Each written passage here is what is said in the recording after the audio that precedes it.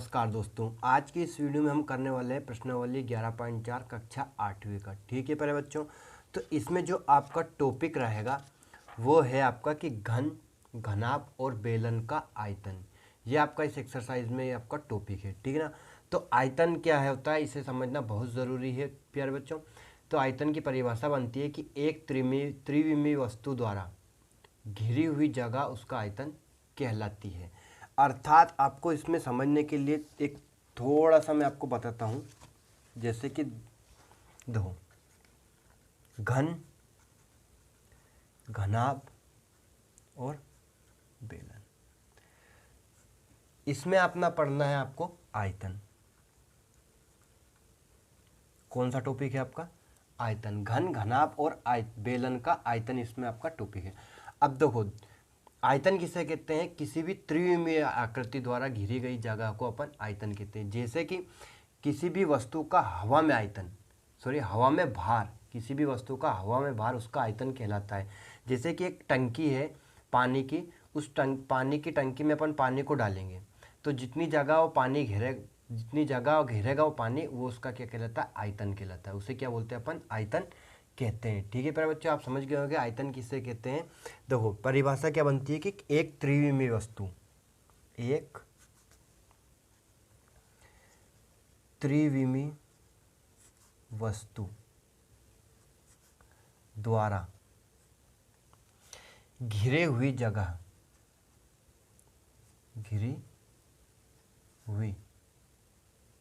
जगह को आयतन कहते हैं।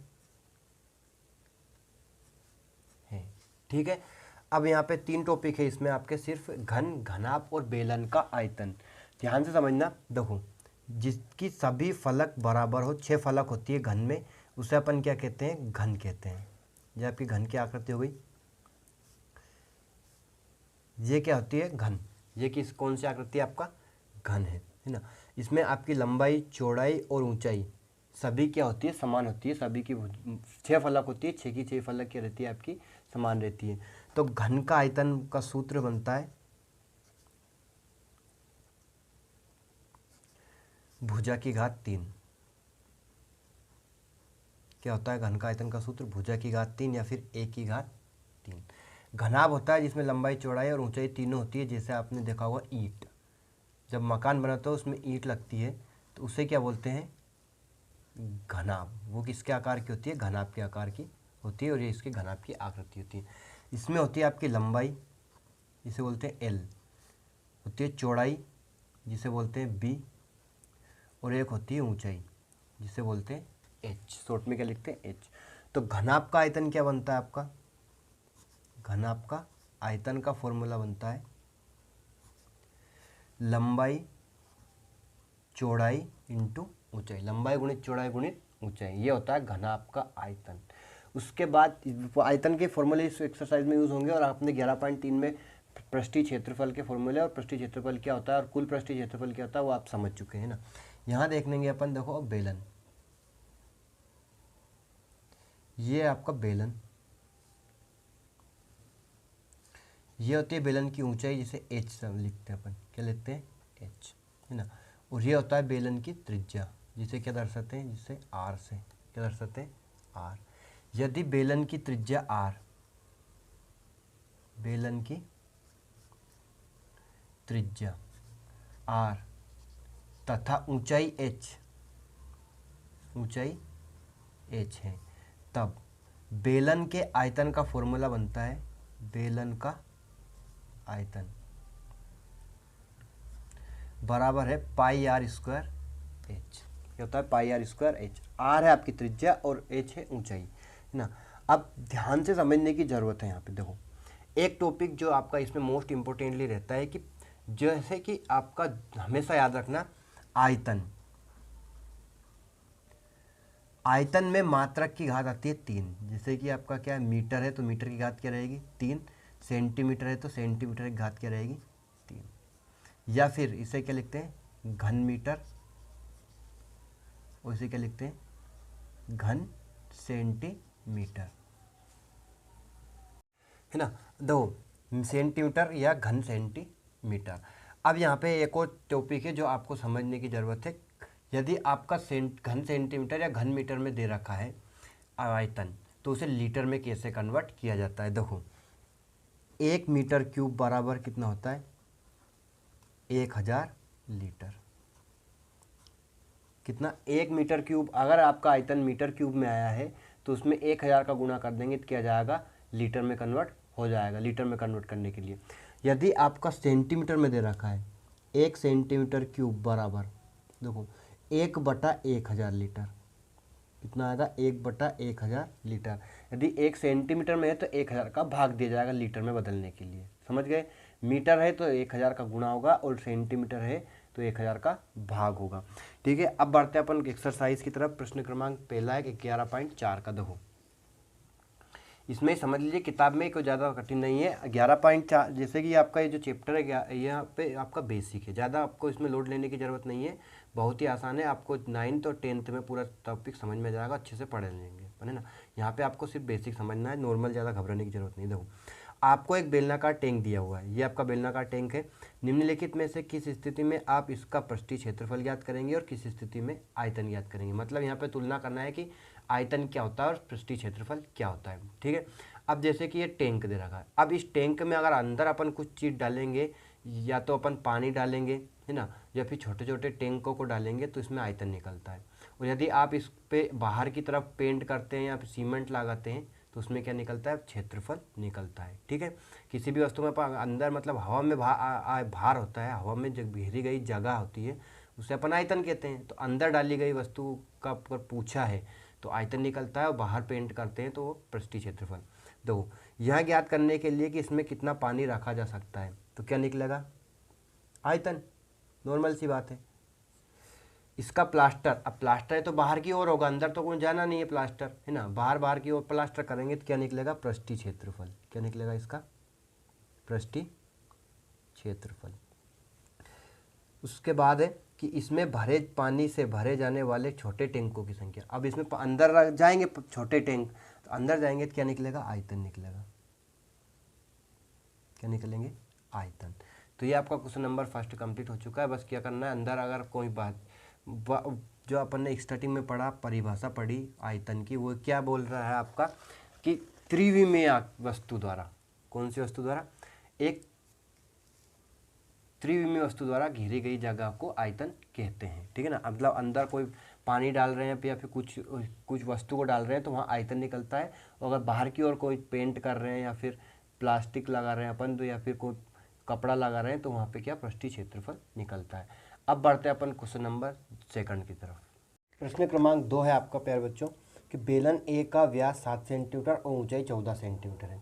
बेलन बी का व्यास 14 सेंटीमीटर और ऊंचाई 7 सेंटीमीटर है। परिकलन किए बिना क्या आप बता सकते हैं कि इन दोनों में किसका आयतन अधिक है। दोनों बेलनों का आयतन ज्ञात करते हुए इनका सत्यापन कीजिए। जांच कीजिए कि क्या अधिक आयतन वाले बेलन का पृष्ठीय क्षेत्रफल भी अधिक है। तो हमको क्या करना है, सबसे पहले दोनों बेलनों का आयतन और पृष्ठीय क्षेत्रफल निकालना है। क्या, एक तो बेलन ए है और बेलन बी है। सबसे पहले अपन लिखेंगे बेलन ए के लिए। देखो सबसे पहले किस पे गणना करेंगे, बेलन ए के लिए, है ना। अब देखो बेलन ए के लिए है तो व्यास दे रखा है और ऊंचाई दे रखी है, तो अपन दिया है लिखेंगे, दिया है बेलन ए का व्यास, बेलन का व्यास बराबर कितना है, 7 सेंटीमीटर। अब आपके 11.3 में मैंने बताया था कि व्यास से त्रिज्या कैसे निकालते हैं। तो त्रिज्या बराबर होता है व्यास बट्टे 2। क्या होता है, त्रिज्या को लिखते हैं अपन आर बेलन में, 7/2। व्यास कितना है 7 और बट्टे में क्या कर देंगे 2 सेंटीमीटर। तो त्रिज्या कितनी आ गई, 7/2 सेंटीमीटर। या तो आप इसे 3.5 भी लिख सकते हो, 7/2 भी रख सकते हो। उसके बाद दे रखा है ऊंचाई, क्या दे रखा है, ऊंचाई 14 सेंटीमीटर है। तो मैं लिखता हूँ यहाँ पर ऊंचाई, ऊंचाई को लिखते हैं h, बराबर कितनी दे रखी है, 14 सेंटीमीटर। अब बेलन ए का अपन क्या निकालेंगे, आयतन निकालेंगे और क्या निकालेंगे, पृष्ठीय क्षेत्रफल। पहले निकालेंगे आयतन। देखो बेलन का आयतन, बेलन के आयतन का फॉर्मूला होता है πr² h। बेलन का आयतन क्या होता है, पाई आर स्क्वायर एच। पाई का मान रखेंगे, सभी मान रखेंगे। देखो पाई का मान है 22/7 गुणित आर। आर कितनी है, 7/2। त्रिज्या आर बराबर कितनी है, 7/2। 7/2 का वर्ग गुणित, और एच कितना है, एच 14। ये पाई आर स्क्वायर एच तीनों गुणे में है, तो इनके बीच में अपन ने क्या लिख दिया, गुणा का चिन्ह लगा दिया। पाई का मान रखा 22/7 गुणित आर का वर्ग। आर कितना है, 7/2 का वर्ग गुणित 14। अब आपको क्या करना है, स्क्वायर वाले में सबसे पहले इसे घात 2 को 2 बार लिखना गुणे में। देखो 22/7 गुणित 7/2 गुणित 7/2। 7/2 का वर्ग था, जितनी भी घात होती है उतनी बार गुणे में संख्या को लिखा जाता है, गुणित किया जाएगा 14। ठीक, अब आपको काटना है। सबसे पहले आपको क्या करना है, देखो 7 से 7 को काटा, कट गया। 2 से 14 को काटेंगे कितनी बार में, 7 बार में। 2 7 14, काटने का मतलब है भाग दे रहे अपन। 2 का 22 में देंगे कितना जाएगा, 11 बार में। ठीक, अब नीचे कुछ भी नहीं बचा, ऊपर बचा, जो भी बचा उनका अपन गुणा कर लेंगे। देखो क्या क्या बचा, 11 गुणित 7 गुणित 7। ठीक, अब इनका अपन गुणा कर लेंगे। देखो 7 7 49, तो 11 गुणित 49। 11 गुणा 49 में करेंगे कितना आएगा, 11 का 9 में क्या, 11 99 हासिल 9, 11 चिक 44। 44 में कितना जोड़ेंगे, 9 जोड़ेंगे, कितना आएगा, 9 4 13 और 5 कितना आ गया, 53। तो 539 सेंटीमीटर की घात कितनी आती है, आयतन में हमेशा 3। आयतन में से मात्रा की घात कितनी आती है, 3 आती है। तो 539 सेंटीमीटर की घात 3 क्या आ गया, आपका बेलन का आयतन आ गया। अब अपन किस पे गणना करेंगे, बेलन बी के लिए। ठीक, बेलन बी के लिए, देखो बेलन बी के लिए गणना करेंगे। तो बेलन बी की, देखो बेलन बी का व्यास क्या दे रखा है, बेलन का व्यास बराबर 14 सेंटीमीटर, ऊंचाई h बराबर 7 सेंटीमीटर। अब मैंने यहाँ पे h के नीचे 1 क्यों लिखा, क्यों, क्योंकि अपन ने यहाँ पे ऊंचाई को h मान लिया था, तो यहाँ पे ऊंचाई को क्या मान लिया, h1 मान लिया। अलग अलग मान रखना है, नहीं तो आपका गलत हो सकता है, नंबर कट सकते हैं। ठीक है ना। अब देखो ऊंचाई h1 बराबर क्या लिख लिया अपन ने, 7। व्यास कितना रखा है, 14। तो त्रिज्या निकालने के लिए क्या करेंगे अपन, व्यास बटे 2। त्रिज्यक r को भी क्या लिखेंगे, r1 लिखेंगे, या फिर कैपिटल R भी लिख सकते हो आप। ठीक है ना। तो 14/2 हो जाएगा, कितना गया, 7 सेंटीमीटर। मतलब व्यास से त्रिज्या किसे निकालते हैं, 2 का भाग देके। तो यहाँ पे त्रिज्या r1 कितना गया, 7 सेंटीमीटर, ऊंचाई h1 कितना गया, 7 सेंटीमीटर, दोनों 7 7 आ गया। पहले निकालेंगे बेलन का आयतन। देखो बेलन का आयतन बराबर क्या होता है, अभी फॉर्मूला लिखा पाई आर स्क्वायर एच। अब यहाँ पे अपन ने r को r1 लिखा और h को h1 लिखा है, तो अपन h1 और r1 लिख देंगे। मान रखेंगे, पाई का मान हो गया 22/7, r1 की घात 2। r1 कितना है, 7 सेंटीमीटर, तो यहाँ पे लिखेंगे 7 की घात 2 गुणित h कितना है, h भी आपका 7 है। 7 की घात 2, तो इसे गुणे में कितनी बार लिखेंगे, 2 बार लिखेंगे। देखो 22/7 गुणित 7 × 7 और गुणित 7। देखो इस 7 को अपन ने घात 2 थी, तो इस 7 को अपन ने स्क्वायर था, तो कितने, 7 × 7 लिखा, इंटू में क्या है, 7 है। अब इस 7 से 7 को अपन काट लेंगे। देखो 7 से 7 कैंसिल हो गया, क्या बचा, 22 × 7 × 7, 22 गुणित 7 गुणित 7। अब गुणा करेंगे। देखो 7 का अपन ने 22 में करेंगे, 7 दूनी 14 हासिल 1, 7 दूनी 14 और 1 15, 154। 154 में वापस किसका गुणा करेंगे, 7 का, ये 7 बचा ना।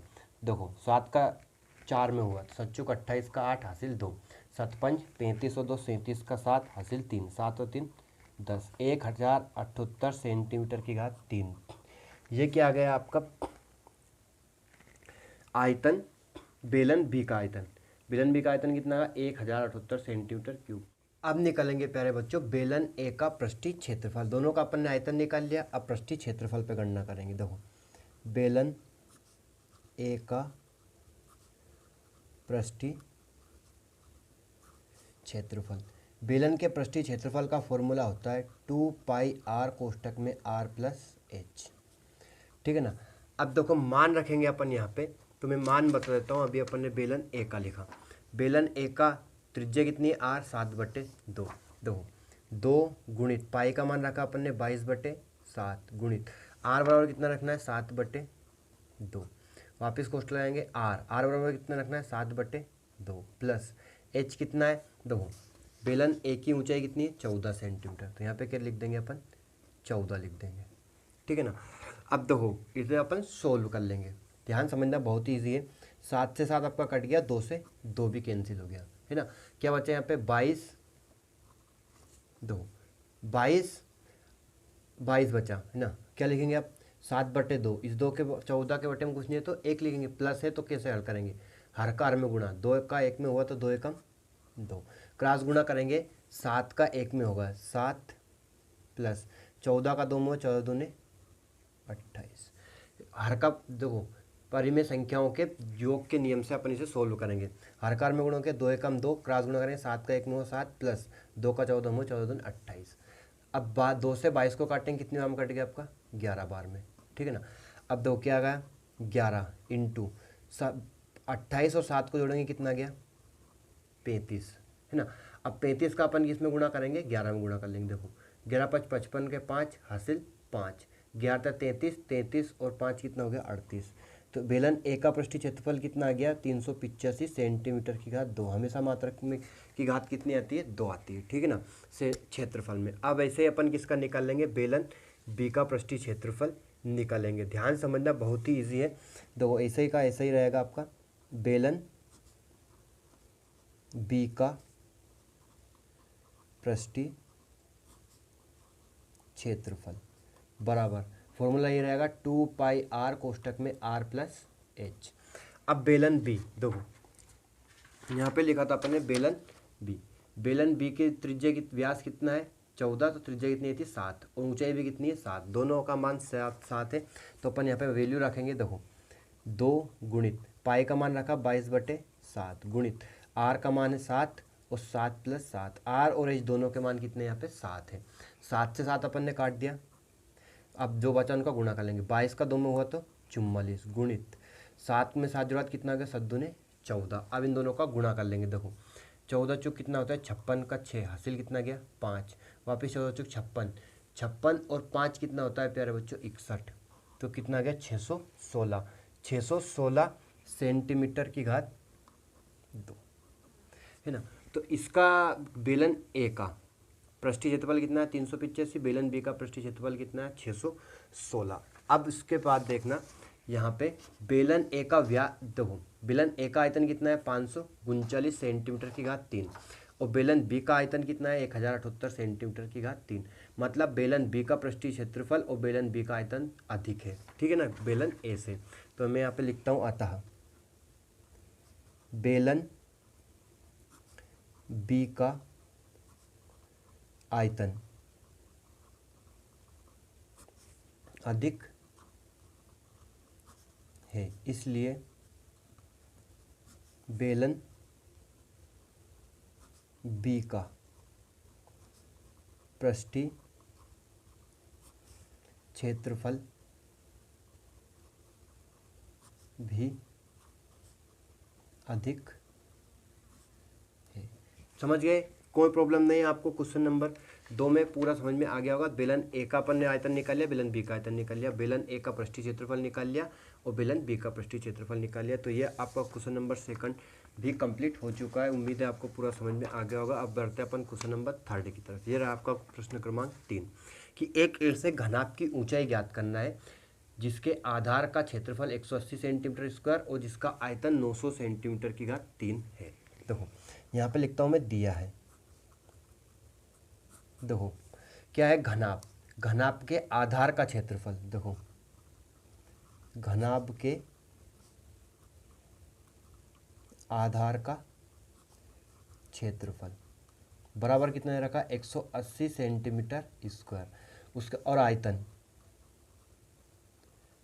कितना दे रखा है 900 सेंटीमीटर की घात 3। अब देखो घनाभ है तो घनाभ का आधार जो होता है वो आयताकार होता है, ठीक है ना।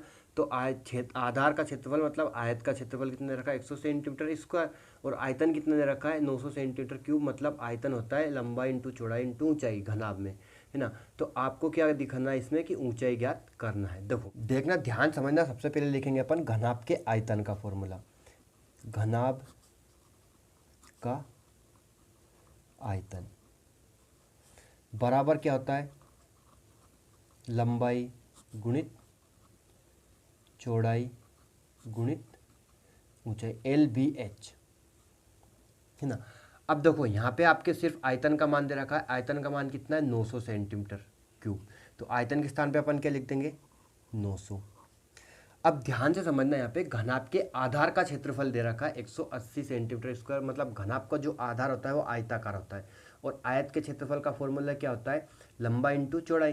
तो यहाँ पे मैं लिख देता हूँ, देखो चूंकि करके, चूंकि घनाभ के आधार का क्षेत्रफल बराबर होता है लंबाई इंटू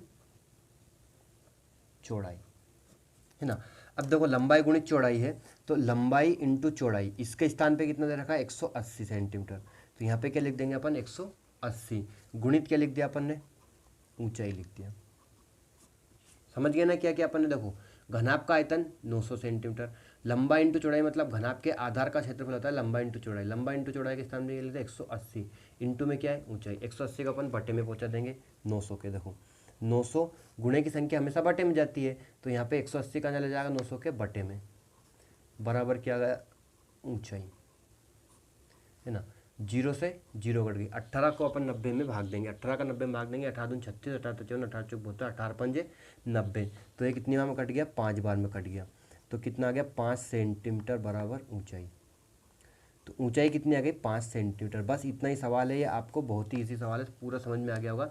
घनाभ का क्षेत्रफल आयतन दे रखा था, तो आयतन का फॉर्मूला लगाया, आयत घनाभ के आधार का क्षेत्रफल का फॉर्मूला होता है लंबा इंटू चौड़ाई, मतलब वो आयताकार होता है। आयत का परिमाप का क्षेत्रफल का फॉर्मूला क्या होता है लंबा इंटू चौड़ाई, लंबा इंटू चौड़ाई के स्थान पे अपन ने 180 लिख दिया, 180 को बटे में भेज दिया और 0 0 काट के 18 का भाग 90 में दिया, 5 बार में 5 सेंटीमीटर की आ गई इसकी ऊंचाई आ गई। क्वेश्चन नंबर 3 आपका कंप्लीट, ठीक है ना। अब बढ़ते हैं अपन क्वेश्चन नंबर 4 की तरफ। देखना है क्वेश्चन नंबर 4 दे रखा है कि घनाभ की विमाई 60 सेंटीमीटर, 54 सेंटीमीटर, 30 सेंटीमीटर है। इस घनाभ के अंदर 6 सेंटीमीटर भुजा वाले कितने छोटे घन रखे जा सकते हैं। देखो आयतन निकाल लेंगे दोनों का, पहले घनाभ का आयतन निकाल लेंगे, घनाभ की लंबाई चौड़ाई ऊंचाई दे रखी है, और घनाभ का अंदर 6 सेंटीमीटर भुजा वाले कितने घन रखे जा सकते हैं, घन की भुजा कितनी दे रखी है 6 सेंटीमीटर, इसका भी आयतन निकाल लेंगे। स्टार्टिंग इसकी यही रहेगी, दोनों का आयतन निकालना है। हल करेंगे अपन, सबसे पहले लिखेंगे घनाभ की विमाएं। देखना घनाभ की विमाएं, लंबाई को लिखते हैं अपन L, लंबाई L बराबर कितना दे रखा है 60 सेंटीमीटर। उसके बाद ये क्या है चौड़ाई, चौड़ाई B बराबर कितना दे रखा है, चौड़ाई B बराबर है 54 सेंटीमीटर। ऊंचाई H, ऊंचाई H कितना है 30 सेंटीमीटर। ये देख आपका तीनों उल्टू में दे तो ये लंबाई होती है, ये चौड़ाई होती है और ये ऊंचाई होती है। तो ऊंचाई H बराबर कितना दे रखा है 30 सेंटीमीटर। तीनों के मान रख दिए अपन ने। अब क्या निकलेंगे घनाभ का आयतन। देखो घनाभ का आयतन, घनाभ के आयतन का फॉर्मूला होता है LBH, मतलब लंबाई इंटू चौड़ाई इंटू ऊंचाई। L कितना है आपका 60 गुणित B कितना है 54 गुणित H कितना है 30। इन तीनों का अपन गुणा करेंगे। देखो सबसे पहले किनका गुणा करना है, जीरो वाली संख्या होगा, 60 का 30 में करेंगे, यहाँ पे 2 जीरो लगाई सबसे पहले, और 6 का 3 में क्या कितना है 18, गुणित में क्या है आपका 54। अब 54 का गुणा 1800 में नहीं करना है, सिर्फ 18 में करना है, 2 जीरो लगा के, 2 जीरो लगाई, 18 का 4 बार लेंगे, 18 दून 36, 18 18 चौक 72 का 2 हासिल 7, 18 का 5 नहीं, 18 5 90 और 7 97, 97,200 घन सेंटीमीटर। क्या है घन सेंटीमीटर, मात्रा की घात 3 आती है, सेंटीमीटर घात 3 भी लिख सकते हो या फिर घन सेंटीमीटर लिख सकते हो आयतन में। ये तो अपन ने किसका निकाल लिया घनाभ का। अब इसके अंदर कितने 6 सेंटीमीटर भुजा वाले कितने घन रखे जा सकते हैं, तो इसका आयतन निकालेंगे सबसे पहले, किसका घन का। तो देखो घन की भुजा कितनी है 6 सेंटीमीटर, तो यहाँ लिखेंगे अपन घन की भुजा बराबर 6 सेंटीमीटर। यहाँ पे घन का आयतन का फॉर्मूला क्या बनता है, घन का आयतन बराबर भुजक घात 3। घन का आयतन क्या होता है भुजा इंटू भुजा इंटू भुजा, भुजक घात 3।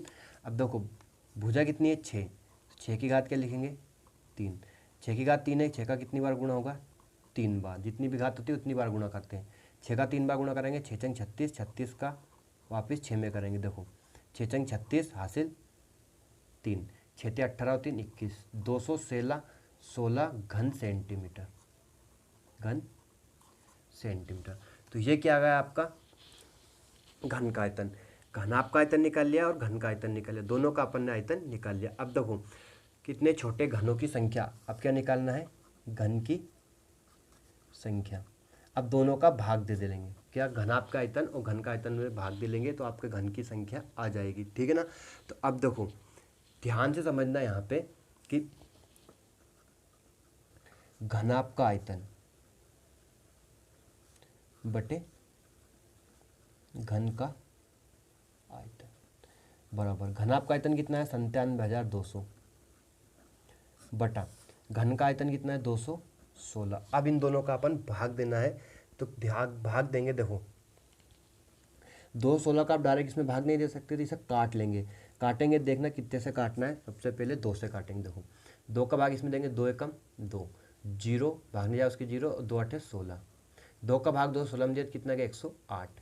इसमें अपन 2 का भाग देंगे, 2 दून 2 चौक है 8, बच्चे 1 हो गए 17, 2 8 16, वापस बच्चे 1 हो गए 12, 2 छेंगे 12 और एक कितनी जीरो लगा दी अपन ने, 2 जीरो लगा दी। अब देखो 108 और 486, वापस अपन कितने से 4 से दे लीजिए अब भाग, है ना। तो कितना जाएगा 4 दूनी 8, बच्चे 2 हो गए 28, 4 7 28, 2 से 4 का भाग दिया 108 में कितना है 27। अब 4 के भाग 4 48,600 में देंगे। देखो 4 एकम 4, 4 दूनी 8, 6 में देंगे 4 एकम 4, बचे 2 हो गए 20, 4 पंजे 20 और ये क्या लगा दिया अपन ने, जीरो लगा दी, ठीक है ना।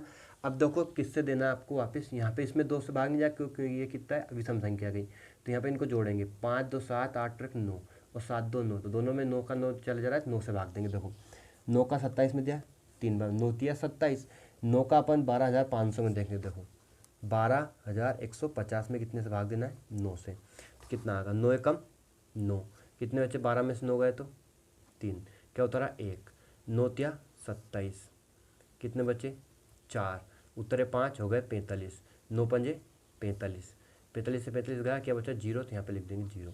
कितना आएगा 1350 और बटे में कितना है अभी 3। अब 3 का भाग दे दिए 1350 में, 3 का भाग देंगे 1350 में, देख कितना आएगा 3 चौक 12, बच्चे हो गए 15, 3 5 15 और ये जीरो। कितने घन आ सकते हैं 450 घन, ठीक है ना। इतनी बड़ी संख्या का भाग देने के बजाय आप छोटी छोटी संख्या से उन्हें काट लीजिए, तो आपका ईजी हो जाता है। तो क्वेश्चन नंबर 4 भी कंप्लीट हो गया, कुछ भी नहीं करना है, दोनों का आयतन निकाल देना है। कभी भी ऐसा सवाल आए जिसमें कि इतनी विमाएँ हैं, घनाभ की विमाएँ दे रखी है और घन छोटे घन की विमा भुजा दे रखी है, दोनों का आयतन निकाल के उन्हें भाग दे दिए तो घन की संख्या आ जाएगी। कितने घन आ जाएंगे छोटे, 450 छोटे घन रखे जा सकते हैं, ठीक है ना। तो क्वेश्चन नंबर 4 भी आपका कंप्लीट। अब बढ़ते हैं अपन क्वेश्चन नंबर 5 की तरफ। क्वेश्चन नंबर 5 है कि एक ऐसे बेलन की ऊंचाई ज्ञात की जिसका आयतन और उसके आधार का व्यास 140 सेंटीमीटर है। तो इसमें क्या करना है, बेलन की ऊंचाई दे रखी है, आयतन और आधार का व्यास दे रखा है ना, ऊंचाई ज्ञात करना है। तो सबसे पहले लिखेंगे अपन दिया है, देखो हल दिया बेलन का आयतन, बेलन का आयतन बराबर 1.54 सेंटीमीटर क्यूब, कितने रखा है 1.54 मीटर क्यूब। क्या दे रखा है आधार का व्यास, मतलब व्यास, व्यास बराबर दे रखा है 140 सेंटीमीटर। अब यहाँ पे ध्यान समझना है, यहाँ मीटर और यहाँ क्या है सेंटीमीटर है, तो दोनों मात्रक को समान बनाएंगे अपन। तो क्या करेंगे, देखो चूंकि 1 मीटर बराबर कितना होता है 100 सेंटीमीटर। अब इस सेंटीमीटर को मीटर में कन्वर्ट करने के लिए कितने का भाग देंगे अपन, 100 का भाग देंगे। तो 140 में कितने का भाग दिया अपन ने, 100 का भाग दिया, जीरो से जीरो कट गई, कितने बचा 14/10। अब 14/10 है तो 10 में कितने जीरो, 1 जीरो, तो 14 में अपन कितने अंक बाद पॉइंट लगा देंगे, 1 अंक बाद, तो 1.4 मीटर की आ गई, व्यास आ गया। अब व्यास से त्रिज्या निकालना है, तो त्रिज्या कैसे निकालते हैं ध्यान समझना। देखो त्रिज्या बराबर होता है व्यास बट्टे 2, व्यास कितना है 1.4 बटे 2, 2 का भाग देंगे अपन 1.4 में। देखो 2 का 1 में नहीं जा रहा है तो जीरो लगाएंगे, अब पॉइंट के बाद की संख्या ले रहे हैं तो क्या लगा देंगे पॉइंट, 2 का 14 में किया 2 7 14, 0.7 मीटर की आ गई त्रिज्या आ चुकी है। ये क्या गई त्रिज्या बराबर 0.7 मीटर, आयतन कितना 1.54 मीटर। क्या निकालना है ऊंचाई h, मान लेंगे अपन, माना की ऊंचाई क्या है, बेलन की ऊंचाई h है। देखो माना कि बेलन की ऊंचाई एच है। अब अपन आयतन का फॉर्मूला लगा के मान रख देंगे और ऊंचाई के स्थान पे एच रख देंगे, आपका आंसर आ जाएगा ऊंचाई एच। देखो क्या इसका फॉर्मूला लगाना है, बेलन का आयतन, बेलन का आयतन, बेलन का आयतन होता है पाई आर स्क्वायर एच। आयतन के स्थान पे कितना लिखेंगे, 1.54 मान रख रहे हैं अपन, बराबर पाई का मान, पाई का मान कितना है 22/7, आर, आर की घात 2, आर मतलब त्रिज्या, त्रिज्या कितनी है 0.7 मीटर, जो 1.4/2 मत लिखना है, जितने 0.7 लिखना है, इसका वर्ग 0.7 का वर्ग इंटू एच, एच कितना है, एच आपको निकालना है तो एच के स्थान पे क्या लिख देंगे, एच ही लिख देंगे, ठीक है ना, समझ गए। अब ध्यान से समझना कि 0.7 का वर्ग करेंगे सबसे पहले, है ना, और कुछ भी नहीं करना है, 1.54 बराबर अंश में क्या है 22 गुणित 0.7 का वर्ग 2 बार लिख दीजिए, अभी गुणा मत कीजिए, 0.7 इंटू 0.7 गुणित क्या कर देंगे एच, बटे में कितना है 7 है। देखो अब 7 से 7 को काटेंगे, लेकिन यहाँ 0.7 है, 0.7 है, तो 7 से 7 कट गया एक बार में, लेकिन कितना जाएगा 0.1, क्योंकि 0.7 है 0.1 आएगा। अब ये सब बटे में जाएगा, क्यों, क्योंकि गुणे के एच का मान निकालना है, तो एच के साथ जो भी संख्या है गुणे में है तो वो इधर बराबर के उधर जाएगी, तो कहाँ जाएगी, बटे में जाएगी। देखो 1.54 के बटे में क्या आएगा 22 गुणित 0.7 गुणित 0.1 बराबर क्या बचा एच। अब देखो यहाँ पॉइंट के बाद कितना अंक है 2 अंक, और इसमें भी पॉइंट के बाद कितना, एक तो अंक ये होगा और एक यहाँ पे पॉइंट के बाद 2 अंक है, अंश में पॉइंट के बाद 2 अंक है और हर में भी पॉइंट के बाद 2 अंक है, तो पॉइंट से पॉइंट आपकी कैंसिल हो गई। अब यहाँ पे एक भी पॉइंट नहीं बचा, ये कितना है 154 है, ये कितना 22 है, ये 7 है और ये 1 है, ठीक है ना। अब 7 से 154 को काटेंगे अपन, देखो 7 का भाग 154 में देंगे, 7 से कम 7, 7 का भाग 154 में दिया तो कितना गया 7 दूनी 14 और 7 दूनी 14, 22 बार में कट गया, 22 से 22 ये कैंसिल हो गया, क्या बचा सिर्फ 1 बचा, काटा है भाग दिया इसलिए 1 बचा, अगर घटाते तो 0 बचता, तो क्या बचा या करके लिखेंगे ऊंचाई h बराबर कितना गई 1 मीटर, कितने गई ऊंचाई का, ऊंचाई h बराबर 1 मीटर। तो ये आपका क्वेश्चन नंबर 5 भी कंप्लीट हो चुका है, उम्मीद है आपको पूरा समझ में आ गया, कोई प्रॉब्लम नहीं है ना। देखो आयतन दे रखा था, व्यास दे रखा था, व्यास को सबसे पहले अपने मीटर सेंटीमीटर से मीटर में कन्वर्ट किया और उससे त्रिज्या निकाली, और बेलन के आयतन के फॉर्मूले से इसे सोल्व कर लिया। तो ये आपका क्वेश्चन नंबर 5 भी कंप्लीट हो चुका है, 5 तक के क्वेश्चन कंप्लीट हो चुके हैं अपने। अब बढ़ते हैं अपन क्वेश्चन नंबर 6 की तरफ, जो आपका मोस्ट इंपोर्टेंटली क्वेश्चन है और बहुत ही ईजी क्वेश्चन है। ये रहा आपका क्वेश्चन नंबर 6। देखो एक दूध का टैंक बेलन के आकार का है, जिसकी त्रिज्या 1.5 मीटर और ऊंचाई 7 मीटर है। इस टैंक में भरे जा सकने वाले दूध की मात्रा लीटर में ज्ञात करना है। अब देखो लीटर में ज्ञात करना है, कोई प्रॉब्लम नहीं, आयतन निकालेंगे और उसमें 1000 का गुणा कर देंगे, कितने का 1000 का गुणा कर देंगे तो लीटर में आपका कन्वर्ट हो जाएगा। देखो लिखते हैं अपन, हल दिया है, सबसे पहले दिया है टैंक किसके आकार का है, बेलनाकार, बेलनाकार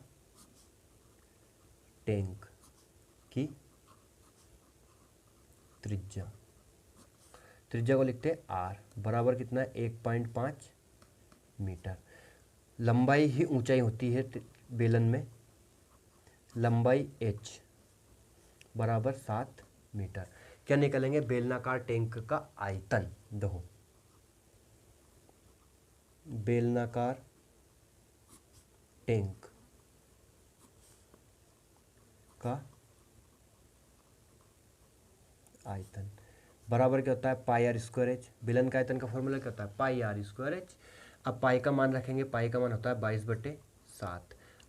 आर कितनी है 1.5 की घात 2 गुणित एच कितना है 7। अभी काटना नहीं है, पहले अपन 1.5 का वर्ग करेंगे। देखो ऊपर क्या है 22 गुणित 1.5 की घात 2, तो इससे कितनी बार लिखा गुणे में 2 बार, इंटू क्या है 7, बटे में क्या है 7, 7 से 7 आपका कट गया। देखो 7 से 7 कैंसिल हो गया, अब इन सबका ज्ञान कर लेंगे, गुणा कर लेंगे। देखो 22 गुणित 1.5 मतलब 15, 15 का 15 में गुणा करेंगे कितना आएगा 225। अब पॉइंट के बाद के अंक काउंट करना है, यहाँ पे एक है अंक बाद पॉइंट, पॉइंट के बाद यहाँ पे भी एक अंक, एक और एक कितना हो गया 2, इकाई अंक से 2 अंक बाद पॉइंट लगा दी, तो कितना होगा 2.25 और ये कितना होगा 22। अब 225 में अपन कितने का गुणा करेंगे 22 का, अभी पॉइंट भूल जाइए, 22 का 5 में किया 22 5 110, हासिल कितना गया 11। 22 का 2 में किया 44, 44 में 11 जोड़ेंगे 55, 55 का 5 हासिल 5, वापस 11 दून 22 और 5 कितना होगा 27, कितना गया 2750। कितने अंक बाद पॉइंट लगाने, देखो पॉइंट के बाद कितना अंक है 1 और 2, 2 अंक बाद पॉइंट लगा दिया अपन ने, सॉरी 22 दून 44 और 5 47 हो गया, 47 हो गया, कितना हो गया 47.5, जीरो पॉइंट के बाद जीरो कोई मान नहीं देता, 47.5 भी लिख सकते हो आप। क्या गया घन सेंटीमीटर, सॉरी घन मीटर, क्या गया घन मीटर। तो ये क्या गया बेलनाकार टैंक का आयतन आ चुका है, लेकिन ये घन मीटर में है और उसमें स्पष्ट दे रखा है कि दूध की मात्रा लीटर में ज्ञात कीजिए, इसमें लीटर में। तो अपन यहाँ पे लिखते हैं, देखो चूंकि 1 मीटर की घात 3 मतलब 1 घन मीटर बराबर होता है 1000 लीटर, एल भी लिख सकते हो है ना। 1 मीटर क्यूब बराबर होता है 1000 लीटर। तो इसे घन मीटर से लीटर में कन्वर्ट करने के लिए कितने का गुणा करेंगे अपन 1000 का, देखो 47.5 में कितने गुणा करेंगे 1000 का, 475 लिखा, कितनी जीरो लगाई 1 2 3, 1 2, अब पॉइंट के बाद कितना अंक है यहाँ पे 1 अंक, तो 1 अंक के बाद पॉइंट लगा दिया, पॉइंट के बाद कोई जीरो मान्य नहीं होती तो इसे क्या लेंगे 47,500 लीटर। तो ये 47,500 लीटर क्या आ जाएगा, आपका आंसर आ चुका है। दोस्तों यहाँ पे थोड़ा सा गड़बड़ हो चुका है अपना, 22 दून 44 और 5 49 आ गया, यहाँ पे क्या आगा 49 है, गुणे करने में जल्दबाजी में गड़बड़ हो जाती है, इससे कोई दिक्कत नहीं है। 49 कितना गया 49,500 लीटर आंसर आएगा, ठीक है ना। तो ये आपका क्वेश्चन नंबर 6 भी कंप्लीट हो चुका है, उम्मीद है आपको पूरा समझ में आ गया होगा।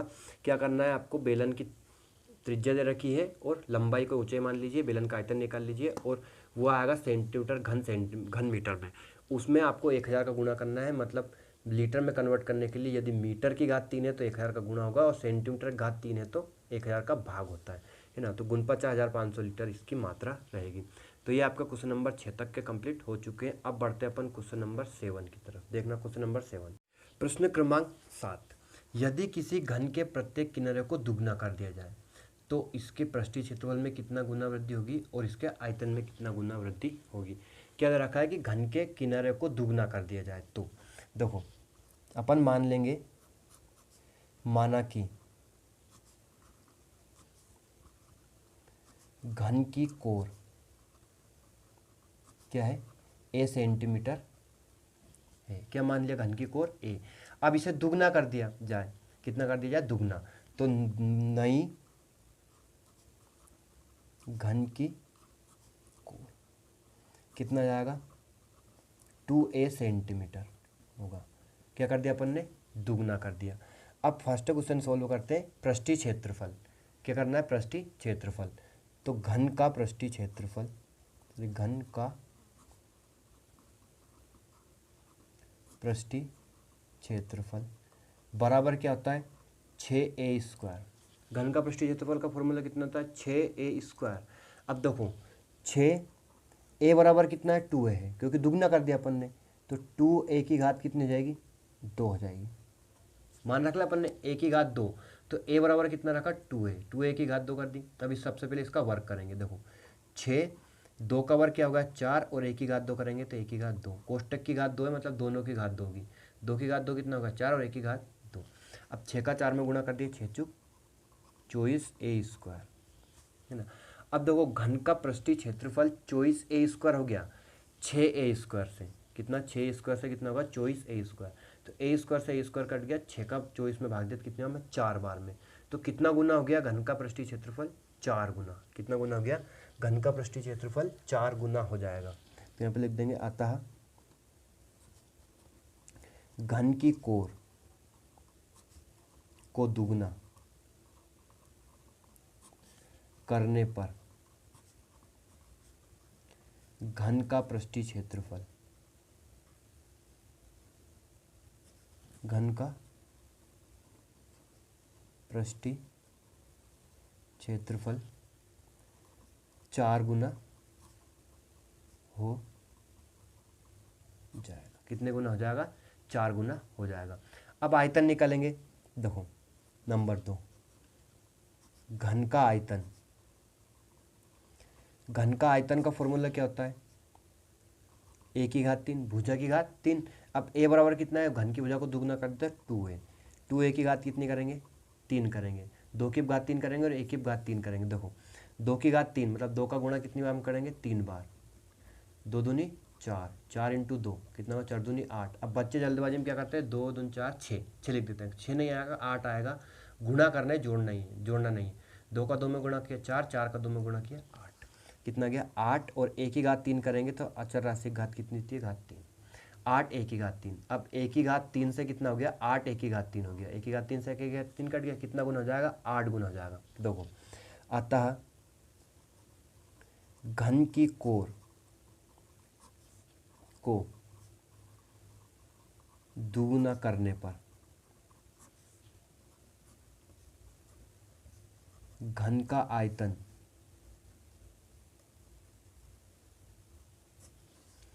8 गुना हो जाएगा। ठीक, तो ये आपका क्वेश्चन नंबर सेकंड भी कंप्लीट हो चुका है। उम्मीद है आपको पूरे सवाल समझ में आ रहे होंगे, पूरे सवाल समझ गए होंगे। देखो घन का आयतन, घन का अगर अपन कोर को दुगनी कर दे तो पृष्ठीय क्षेत्रफल तो होगा 4 गुना और आयतन हो जाएगा 8 गुना। ठीक है ना, तो आपका क्वेश्चन नंबर 7 भी ये कंप्लीट हो चुका है। अब बढ़ते हैं अपन क्वेश्चन नंबर 8 और लास्ट क्वेश्चन की तरफ। आपका चैप्टर 11 जो सबसे कठिन चैप्टर है आपकी पूरी किताब में, पूरे गणित में 8वीं के में, वो आपका पूरा कंप्लीट हो जाएगा। ठीक है ना। अब देखो एक कुंड के अंदर 60 लीटर प्रति मिनट की दर से पानी गिर रहा है। यदि कुंड का आयतन 108 मीटर क्यूब है तो ज्ञात कीजिए कि कुंड को भरने में कितने घंटे लगेंगे। घंटे में पूछा है ना। देखो हल करते हैं अपन। कुंड का आयतन कितने दे रखा है, दिया है। कुंड का आयतन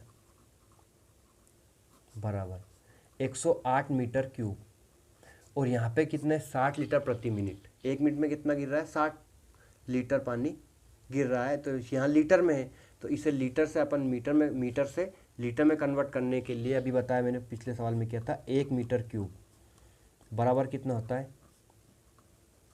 1000 लीटर। 1 मीटर क्यूब बराबर कितना था, 1000 लीटर। अब इस मीटर क्यूब को लीटर में कन्वर्ट करने के लिए कितना गुणा करेंगे, 1000 का। तो 108 गुणित 1000 बराबर 108 कितनी जीरो, 1 2 3, 1 2 3 लीटर। मतलब कुंड में कितना पानी है, इकाई, दहाई, सैकड़ा, हजार, 10,000, लाख, 1,08,000 लीटर पानी है। अब प्रति मिनट कितना पानी गिर रहा है, 60 लीटर। तो 60 का अपन इसमें भाग दे देंगे तो आपका कितने मिनट में पानी बाहर निकलेगा, कुंड का खाली होगा, कुंड सॉरी भरने में कितना, भरने में कितना समय लगेगा वो आ जाएगा मिनट में। फिर उसे अपन घंटे में कन्वर्ट कर लेंगे। देखो चूंकि 60 लीटर प्रति मिनट की दर से पानी से कुंड